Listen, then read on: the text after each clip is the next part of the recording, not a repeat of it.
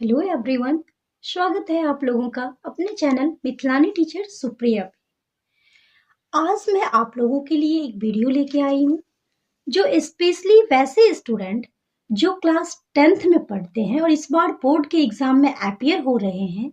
हम लोग जानते हैं कि 17 फरवरी से 25 फरवरी तक बोर्ड वाले एग्जाम के बच्चों का एग्जाम स्टार्ट हो गया है। तो आज हम आपके लिए लेके आए हैं 25 most important case question of science जो 2026 में जो भी एग्जाम चल रही है क्लास 10th बिहार बोर्ड का, उसके लिए हम आप लोगों के लिए 25 बहुत ही इम्पोर्टेंट केस क्वेश्चन लेके आए हैं। ये क्वेश्चन आपके एग्जाम में आपको देखने को मिलेगा ही मिलेगा। तो इसीलिए अगर आप बोर्ड के एग्जाम में अपीयर हो रहे हैं तो ये पूरा वीडियो देख के जरूर आप जाइएगा साइंस के एग्जाम के दिन, क्योंकि ये आपके लिए बहुत ही हेल्पफुल होने वाला है। तो चलिए, इसमें आपको फिजिक्स, केमिस्ट्री और बायो यानी कि साइंस के क्वेश्चन देखने को मिलेंगे। तो हम स्टार्ट करते हैं। इसके लिए आप लोग इस चैनल के साथ जुड़े रहिए, चैनल को लाइक कीजिए, शेयर कीजिए और हाँ, अगर सब्सक्राइब नहीं किए हैं तो सब्सक्राइब कर लीजिए। और अगर आपके और भी दोस्त हैं जो बिहार बोर्ड के एग्जाम में अपीयर हो रहे हैं, उन्हें भी बोलिए कि वो ये चैनल को सब्सक्राइब कर ले, ताकि सारे एग्जाम से पहले आपको क्वेश्चन मिलेगा ही मिलेगा। बहुत सारा गेस क्वेश्चन, इंपोर्टेंट क्वेश्चन आपको देखने को मिलेगा। तो चलिए हम शुरू करते हैं, ज्यादा टाइम नहीं लेते हुए शुरू करते हैं, क्योंकि अभी आपका एक एक टाइम, एक एक मिनट, एक एक सेकंड बहुत ही इंपॉर्टेंट है। तो आप लोग जुड़े रहिए और देखते रहिए। तो सबसे पहले हम स्टार्ट करते हैं लघु उत्तरीय क्वेश्चन, यानी कि 2 अंक वाले, जिसका शब्द सीमा क्या है, 30 से 50 शब्द में हमें आंसर देनी है इसका। तो पहला क्वेश्चन हमारा क्या है, तो पहला प्रश्न हमारा है, प्रकाश का अपवर्तन क्या है, इसके नियम लिखें। तो जब हम आंसर क्या लिखेंगे, तो देखिए, जब यहाँ पे क्या पूछा जा रहा है, प्रकाश का अपवर्तन, जब प्रकाश की किरण एक पारदर्शी माध्यम से दूसरे माध्यम में जाती है तो वो अपने पथ से विचलित हो जाती है, इसे अपवर्तन कहते हैं। तो आप पढ़े होंगे कि एक क्या होता है कि कभी वो क्या होता है, अपने पथ से विचलित होता है और कभी पथ की ओर झुक जाता है। तो यहाँ जब अपवर्तन की बात हो तो वो पथ से विचलित हो जाती है और इसे हम क्या कहते हैं, अपवर्तन कहते हैं। अब अपवर्तन के अगर हम नियम की बात करें तो 2 नियम है। पहला नियम कहता है कि आपतित किरण, अपरिवर्तित किरण और आपतित किरण और अपवर्तित किरण और अभिलंब एक ही तल में होते हैं। आपको ये याद रखना है कि तीनों जो होता है, यानी कि आपतित किरण जो किरण आ रही है, अपवर्तित किरण जो रिटर्न जा रही है और अभिलंब, तीनों एक ही तल यानी कि एक ही सतह पर होते हैं। और दूसरा नियम हमारा क्या है कि साइन आई बट्टा साइन आर बराबर कांस्टेंट, और इसको स्नेल का नियम भी कहा जाता है। चलिए अब हम चलते हैं क्वेश्चन नंबर 2 की तरफ। दूसरा क्वेश्चन हमारा क्या है कि उत्तल लेंस को अभिसारी लेंस क्यों कहा जाता है। तो आप पढ़े होंगे कि उत्तल लेंस को अभिसारी लेंस क्यों कहा जाता है। चलिए हम देखते हैं आंसर। उत्तल लेंस अपने से होकर गुजरने वाली प्रकाश की समांतर किरणों को एक बिंदु पर केंद्रित यानी कि अभिसरित कर देता है, इसलिए इसे अभिसारी लेंस कहते हैं। नेक्स्ट क्वेश्चन है, स्वच्छ आकाश का रंग नीला क्यों दिखाई देता है। तो आंसर हमारा होगा कि वायुमंडल में मौजूद सूक्ष्म कण नीले रंग के प्रकाश का प्रकीर्णन यानी कि स्कैटरिंग सबसे अधिक करते हैं, जिसके कारण हमारी आंखों तक नीला प्रकाश पहुंचता है और हमें आकाश नीला दिखाई देता है। चलिए नेक्स्ट क्वेश्चन है कि उभयधर्मी ऑक्साइड यानी कि एम्फोटेरिक ऑक्साइड क्या है, उदाहरण दे। वे धातु ऑक्साइड जो अम्ल और क्षार दोनों से अभिक्रिया कर लवण और जल बनाते हैं। उदाहरण के लिए Al2O3 यानी कि एल्यूमिनियम ऑक्साइड और ZnO zinc oxide. Next question है क्वेश्चन नंबर 5 कि लोहे को जंग से बचाने के 2 उपाय लिखें। तो लोहे को जंग से बचाने के लिए पहला होगा कि लोहे की सतह पर पेंट या ग्रीस लगाकर। देखते होंगे जब भी ग्रिल लगता है घरों में तो क्या कर दिया जाता है, पेंट कर दिया जाता है। क्यों किया जाता है, ताकि वो लोहा, वो ग्रिल खराब ना हो। तो लोहा को जंग लगने से बचाने के लिए पहला ये हो गया। दूसरा है जस्तीकरण, गैल्वेनाइजेशन द्वारा, यानी कि लोहे पर जस्ते यानी कि जिंक की परत चढ़ाकर। तो ये दो तरीके हैं जिससे हम लोहे को जंग लगने से बचा सकते हैं। नेक्स्ट क्वेश्चन हमारा है, आधुनिक आवर्त नियम क्या है? आंसर होगा, तत्वों के भौतिक और रासायनिक गुण उनके परमाणु संख्या यानी कि एटॉमिक नंबर से आवर्त फलन होते हैं। नेक्स्ट है, एंजाइम क्या है, इनका क्या कार्य है?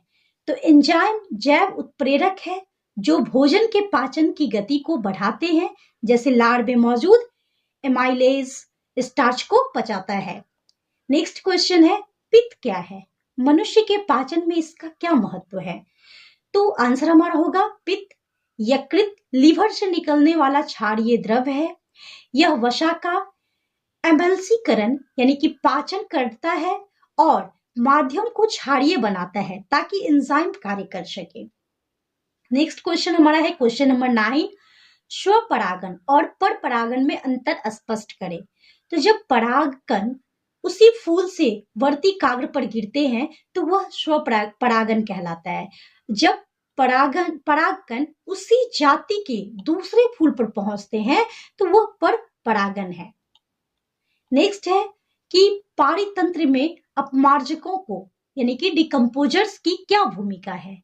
तो अपमार्जक मृत जीवों और सड़े गले पदार्थों को सरल तत्वों में तोड़ देते हैं जिससे पर्यावरण साफ रहता है और पोषक तत्वों का चक्र बना रहता है।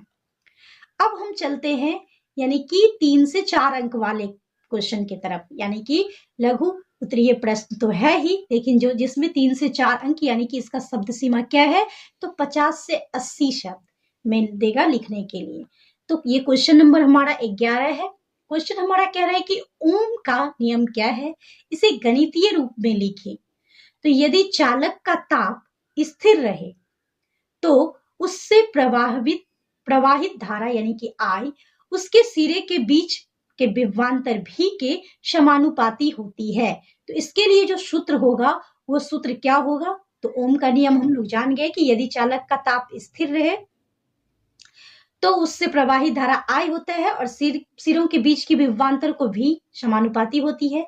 तो यहाँ पे इस सूत्र ये होगा कि V प्रोपोर्शनल टू I बराबर V, यानी कि आप कह सकते हैं V प्रोपोर्शनल टू R है, I है, तो इसको जब हम लिखेंगे तो V इक्वल्स टू IR, जहां पे R एक नियतांक है जिसे प्रतिरोध कहते हैं। नेक्स्ट क्वेश्चन है कि संयोजकता यानी कि वैलेंसी से आप क्या समझते हैं?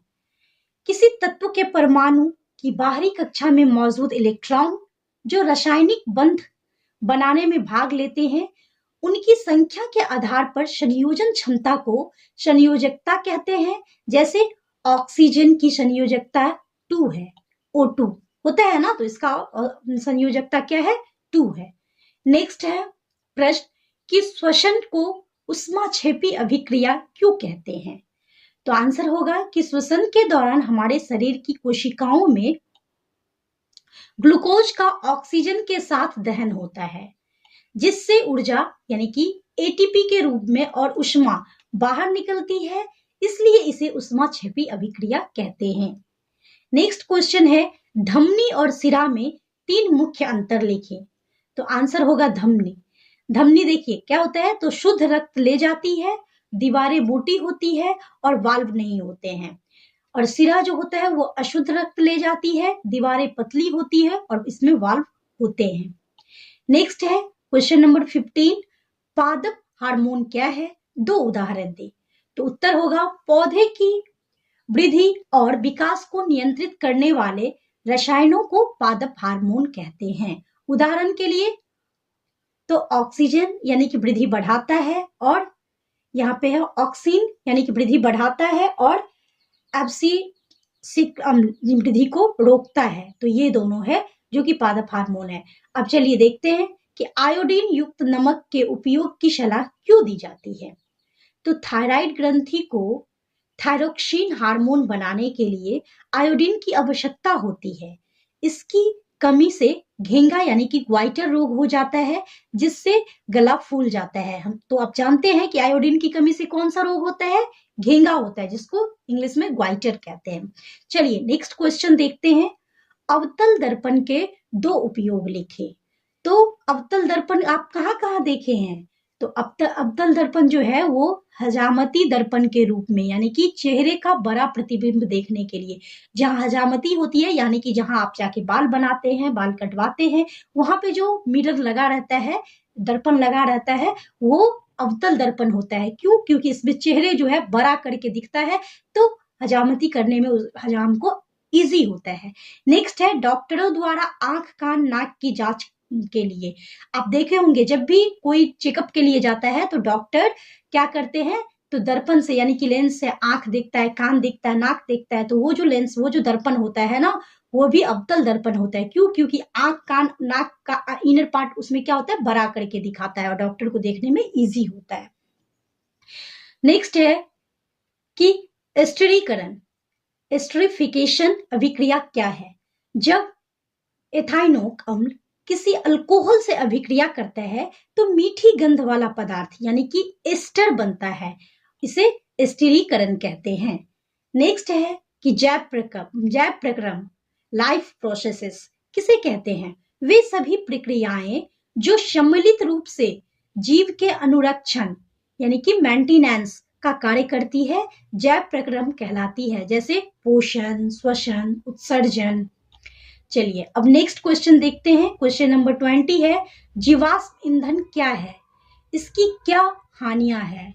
तो आंसर होगा हमारा कि लाखों वर्षों तक जमीन में दबे जीवों के अवशेषों से बने ईंधन जैसे कोयला, पेट्रोलियम, हानि इसके जलने से CO2 निकलती है, जिससे ग्लोबल वार्मिंग होती है। तो जब भी इस जीवाश्म क्या होता है, जब इस ईंधनों को जलाया जाता है तो उससे क्या निकलता है, CO2 निकलता है, यानी कि कार्बन डाइऑक्साइड निकलती है, और जिससे ग्लोबल वार्मिंग होती है। नेक्स्ट है क्वेश्चन। अब हम चलते हैं दीर्घ उत्तरीय प्रश्न की तरफ, यानी कि 5 से 6 अंक वाले क्वेश्चन की तरफ, जिससे लिखने से आपको 5 से 6 अंक मिलेगा। तो शब्द सीमा इसकी क्या होती है, ये आपको देगा 100 से 150 शब्द में लिखने के लिए। तो चलिए पहला क्वेश्चन देखते हैं। पहला क्वेश्चन है नेफ्रॉन यानी कि वृक्काणु की संरचना और कार्यविधि का वर्णन करें। तो इस फिगर को आप लोग एग्जाम में जाने से पहले जरूर 2-3 बार प्रैक्टिस कर लीजिएगा, ताकि आपको एग्जाम में बनाने में कोई भी प्रॉब्लम ना हो। तो चलिए सबसे पहले तो हम इसकी संरचना और कार्यविधि का वर्णन करते हैं। कार्यविधि का वर्णन करते हुए फिर हम इसकी संरचना देखेंगे, यानी कि इसके चित्रों से समझेंगे कि कहाँ पे क्या है। तो आंसर हमारा होगा कि नेफ्रॉन वृक्क की क्रियात्मक इकाई है। इसमें वोमन, संपुट और ग्लोमेरुलस होते हैं, जहां रक्त क्षमता है, और यह हानिकारक पदार्थ जैसे यूरिया को अलग कर मूत्र का निर्माण करता है। तो इस तरह से हमारे बॉडी में नेफ्रॉन यानी कि वृक्काणु काम करता है। ये रहा आपका नेफ्रॉन का डायग्राम, जिसमें कि सारे पार्ट्स का नाम दिया हुआ है। तो यहाँ पे इंग्लिश में दिया हुआ है। अगर आप लोग हिंदी में प्रीफर करते हैं तो ये आपके बुक में है, आप लोग हिंदी में नाम के साथ उसका प्रैक्टिस कर लीजिएगा। इस पिक्चर को जरूर 2 से 3 बार ट्राई कर लीजिएगा, ताकि आपको एग्जाम में हेल्पफुल रहे। चलिए चलते हैं नेक्स्ट क्वेश्चन की तरफ। प्रश्न है कि मानव नेत्र का नामांकित चित्र बनाए और मुख्य भागों को समझाएं। तो मानव नेत्र का जो मुख्य भाग होता है वो होता है कॉर्निया, जो कि जिससे प्रकाश प्रवेश का, ये क्या है, तो प्रकाश का प्रवेश द्वार है। जब हम किसी चीज को देखते हैं तो आपको पता है आइज क्या होता है कि लाइट जब हमारे आंखों में जाता है तभी हम देख पाते हैं, इसी वजह से हम रात को नहीं देख पाते हैं, है ना। तो कॉर्निया प्रकाश का प्रवेश द्वार है। दूसरा है आइरिस, जो पुतली के आकार को नियंत्रित करता है। जैसे कि हम ज्यादा लाइट में जाते हैं, जैसे आप अंधेरा से लाइट में जाते हैं तो क्या होता है, हमारा आइरिस ओपन होता है, यानी कि लार्ज में, है ना। और जब हम उसी चीज क्या होता है, वो छोटा हो जाता है, सॉरी, जब लाइट में जाते हैं तो छोटा होता है, और जब हम अंधेरे में आते हैं तो वो बड़ा होता है, ओपन बड़ा होता है। तभी इसीलिए जब हम लाइट से अंधेरे में आते हैं तो हमें वहां क्या होता है, जब ज्यादा लाइट से हम डीम लाइट में जाते हैं तो वहां की चीजों को देखने में थोड़ा टाइम लगता है। वो इसी वजह से जितना आइरिस को और ओपन होने में टाइम लगता है, उतना ही टाइम हमें उस चीजों को देखने में लगता है। और थर्ड है रेटिना, जहां प्रतिबिंब बनता है। तो ये अब चलिए देखते हैं। ये है हमारे आई का डायग्राम, जिसमें देख सकते हैं आप सारे पार्टों का नाम लिखा हुआ है, कॉर्निया, लेंस, पुपिल, आइरिस। तो ये सारा क्या है, इंग्लिश में है। अगर आप इंग्लिश प्रेफर करते हैं तो आपके लिए बहुत ही अच्छा है, सेम आपको ऐसे ही बनाना है। अगर आप हिंदी में प्रेफर करते हैं, ज़्यादा आपको हिंदी में बेटर से पार्टों का नाम पता है, तो आप हिंदी में ही उसको प्रैक्टिस कर लीजिएगा। एग्जाम में जाने से पहले इस डायग्राम को भी 2-3 बार जरूर रिवाइज कर लीजिएगा, ताकि आपको एग्जाम में बनाने में इजी हो और कोई भी भाग, कोई भी पार्ट आपसे मिस्टेक ना हो। नेक्स्ट क्वेश्चन हमारा है क्वेश्चन नंबर 23। प्रश्न है, धातुओं के भौतिक और रासायनिक गुणों का वर्णन करें। तो उत्तर होगा भौतिक गुण चमक, आघात वर्धयता, तन्यता, सुचालकता। रासायनिक गुण ऑक्सीजन से क्रिया कर क्षारीय ऑक्साइड बनाना, जल से क्रिया कर H2O गैस मुक्त करना। नेक्स्ट क्वेश्चन हमारा है 24। प्रश्न है, साबुन और अपमार्जक में अंतर स्पष्ट करें। आंसर होगा साबुन वसा अम्लों के लवण है जो कठोर जल में झाग नहीं देते हैं। अपमार्जक यानी कि डिटर्जेंट कठोर जल में भी प्रभावी होते हैं और अधिक सफाई करते हैं। नेक्स्ट क्वेश्चन हमारा है क्वेश्चन नंबर 25। मानव पाचन तंत्र का वर्णन करें।